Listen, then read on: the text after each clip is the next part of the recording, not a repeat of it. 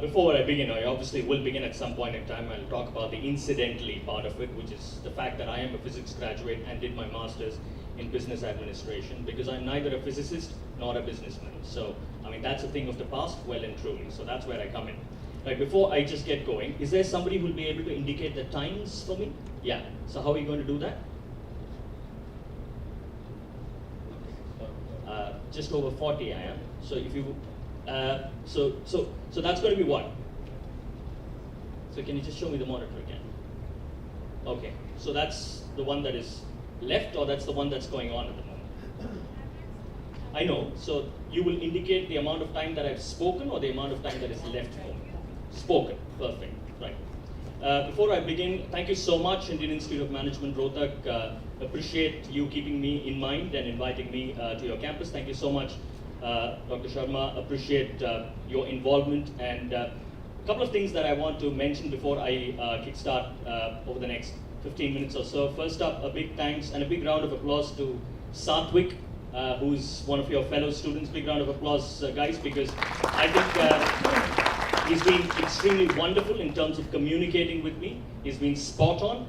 And Nakul is the man who came along with me. Thank you so much, Nakul. I obviously can't see anybody here. Wherever you are, well done. So I think he was stuck in a bit of a jam. So he made sure that I was completely at ease in terms of how long it takes and whatnot and stuff. I think the whole purpose of life and the important issue that we face in this modern day world is the aspect of communication. I think that's the job very, very well done. Congratulations to all of you here at ICC.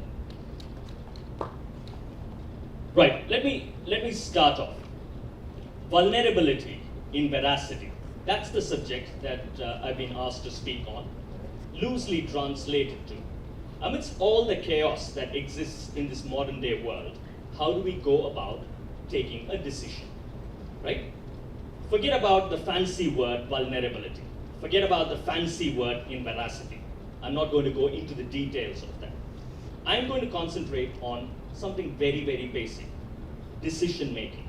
Something that we've had to do, or we have to do, day in and day out, every day. So that begs the first question. Are we good decision makers? That's the first question one has to ask himself or herself. I would dare say that Indians are the finest decision makers in the entire world. The reason I say that is very, very simple. Just ask the driver who drove me from Delhi to Rohtak. He is one of the best decision makers, period. I'm from Chennai. I've spent a lot of time in Mumbai over the last 20 years, and I've lived in Delhi for about 3.5 to 4 years of my life, right? And I also add Bangalore in terms of the traffic. And I've driven reasonably well in terms of all these cities. And therefore, I would proudly say that I'm a fine decision maker. So I think therein lies the question. Are we good decision makers? My answer to that question is yes, and an emphatic yes. That brings me to the next part, right? Why do we take decisions while we are driving? The answer, again, is fairly simple. The answer is because we've got no other choice but to take decisions. We've got to take a decision whether to go left, to go right, to go straight, or wherever. It's quite another matter that we indicate left and we take a right, but we still go somewhere, yeah? So I think that is another question that we've all answered. But the more pertinent question, or perhaps the most pertinent question of all, is, so, why are we hesitant to take decisions? Therefore, the next argument for me is very, very simple. The reason why we are hesitant to take decisions is because in life, more often than not, we do not put ourselves in position where we have to take decisions. I think there alone lies the problem in our society as a whole. I'll give you a simple example. When we are kids, it's our parents who take our decisions. When we grow up, it's our teachers who take decisions on our behalf. And by the time we realize that we need to take decisions, we are already 20 or 22. I'll give you a simple case in point. And I'll go back to the lady who introduced me towards the very end as somebody who's incidentally a physics graduate and somebody who did his master's in business administration about 18 years back. The reason I say that is I'm standing in front of you today neither as a physicist, though I thought I might be a physicist, or the society made me believe that I could be a physicist someday. I had a crack at IIT not once but twice and failed miserably. And a master's in business administration, marketing being the specialization. I thought I'll manage a brand worth 200 crores. Well, that's nothing in compared to what Dr. Das is managing these days. But the fact of the matter is, I'm neither a physicist nor a businessman. So what led me to take a decision to pursue what I did? That is what I'm about to speak to you, because you're talking about vulnerability in terms of decision making in the face of veracity, which you might not be able to spot at that point in time, but that could be the ultimate truth. That is the essence of the conversation or the talk here. I'll give you a couple of examples. When I was in Standard 10 in Chennai, everybody is expected to be an engineer or a doctor. Fairly simple. Anything else, probably you're not good enough at science. That was the verdict. And I'm talking about the 80s and the 90s. More so at that point in time. Things have changed, thankfully so. I finished my 10th standard board examinations, CBSE syllabus. Obviously people who have been through the grind will understand 10th standard science and 10th standard maths is far too easy when you compare it to 11th standard physics and 11th standard chemistry. That is a whole new ball game altogether. 10th standard doesn't prepare you for standard 11, period, especially in CBSE. I wouldn't know about the other boards, I wouldn't comment on the other boards, period. So my marks in 10th standard, I was a very average student, around 60, 70 at best, very, very average. I was surrounded by all prospective IITians, yeah? So when the board exams results came out, I was shocked myself and very, very pleasantly surprised. I was a hardworking student. It's another matter that I didn't have enough brains to go with it. When the board exam results came out, mathematics, 95. I was taken aback. Science, 92. You don't unnecessarily go in for reevaluations, and therefore I let it pass, right? So I come back home thinking, hang on a minute, all year round, I was so horrible at math, I was so horrible at science, all of a sudden, board exam tells me that I'm bloody good in maths. I'm very, very good as far as science is concerned. And my parents back home tell me, see, I told you you're intelligent. I'm here thinking all around, so what's the truth? Am I good enough in science? Am I very, very good enough in mathematics? Or am I seriously poor in both these subjects? Or was that simply an error in calculation? That's where I am. But then I listen to people around me and make myself to believe that, you know what, I should be good in maths. I'm after all from the south of India, you know. We do certain things well. We know our science, we know our math. And therefore, I get into standard 11, and my teachers come over and say, look, you take part in cultural competitions regularly, you go for oratorical competitions, you are a debater yourself. Think about it. Maybe your future lies in an area which will involve public speaking. I said, it looks good, but you know what? Society wouldn't accept me. I can't simply think of being an art student or a commerce student growing up in the 80s or the 90s in Chennai, with due respect, of course, to the arts and commerce student. And therefore, I go into science.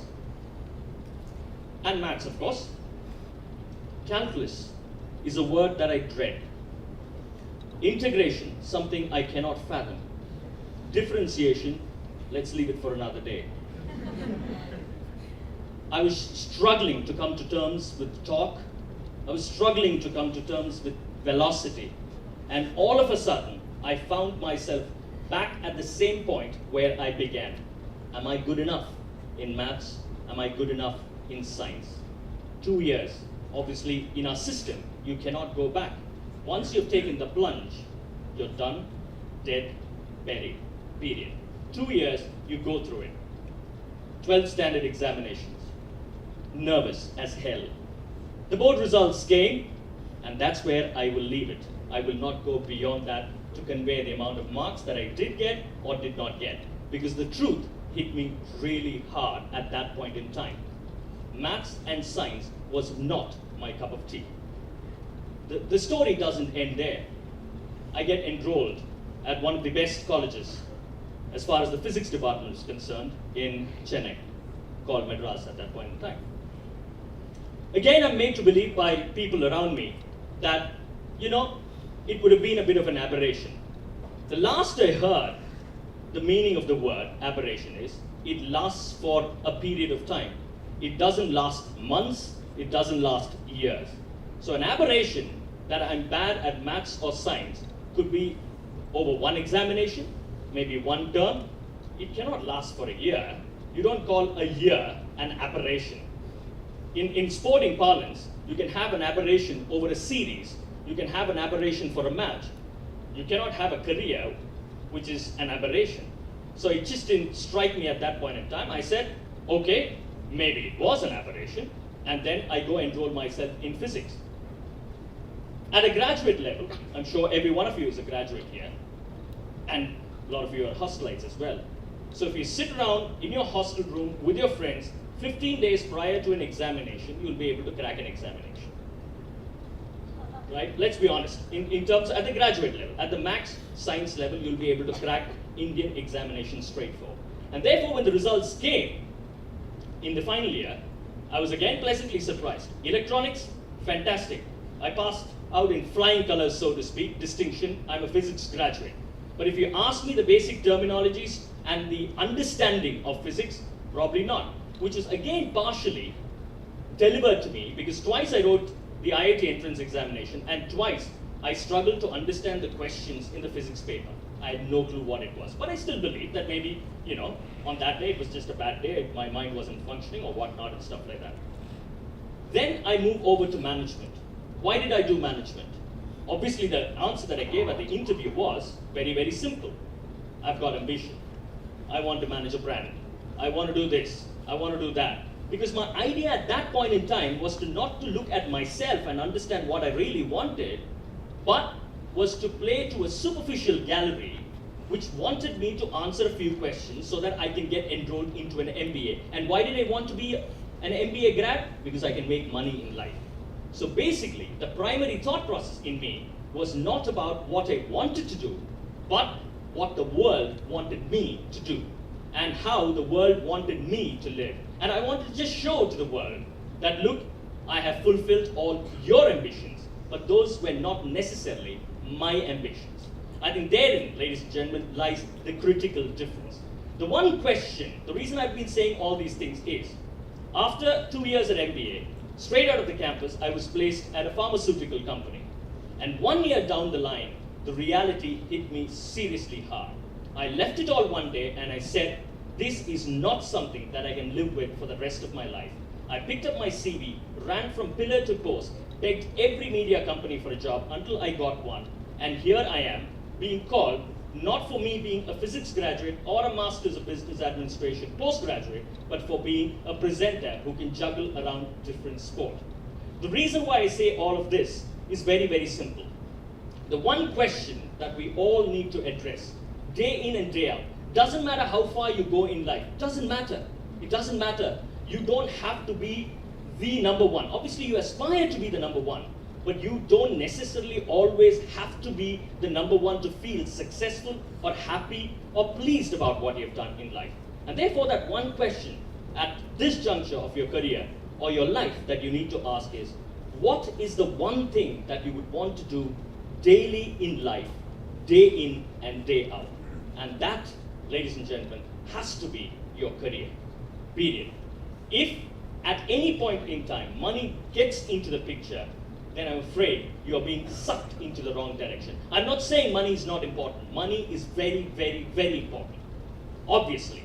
But the fact of the matter is, the minute you've answered that first question, the money at some point in time will automatically flow.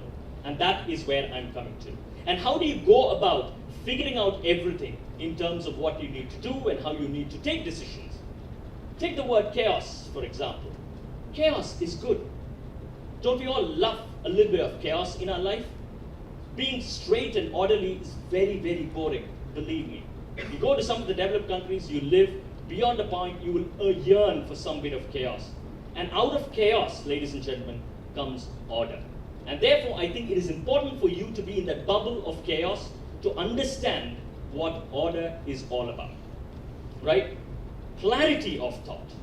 Take the word chaos, for example. I don't want to make it very superficial, but take the word chaos, for example. If I'm able to understand the clarity, the sea of chaos, maybe I'll be able to do better in what I intend to do. Maybe if I'm honest, the H in that word, because the man in front of you in the mirror will tell you whether you're honest enough to what you're attempting to do or not. That is critical. Ambition. Have the fire within, have the belief within. There'll be thousands of people who will turn around and say, no, you're not good enough for the job. But it is that one person in you that has to believe that you are bloody well good to do the job. And that is the man or the woman that matters. Next up, O, the openness. You need to be open to the idea of change. You look at some of the greatest managers in the world of football. So Alex Ferguson, for example, not to mention I'm a United fan, you would find that he's somebody who's managed people beautifully through the 80s when he took charge of United, through the 90s and the early part of this century. How? Because he was able to adapt himself along with time. And finally, last but not the least, system. Get into a routine, which I believe is not difficult, because if you're willing to do something, we've had entrepreneurs speak. They might not have been the most systematic during their hostel days, but once you put your heart and soul, and once you're ready to put your heart and soul into something, there is a miracle that will happen. You will automatically turn very, very systematic. And lastly, this is what I would want to say and conclude. Just be yourself. Two parts to this again, before I wrap up things. Being yourself is the simplest and the hardest thing to do. Simplest when things are going beautifully well. Simplest when things are extremely rosy. Hardest when things are beginning to go wrong. That is when you need to be more yourself than be somebody else. Thank you, ladies and gentlemen, for your patience and listening.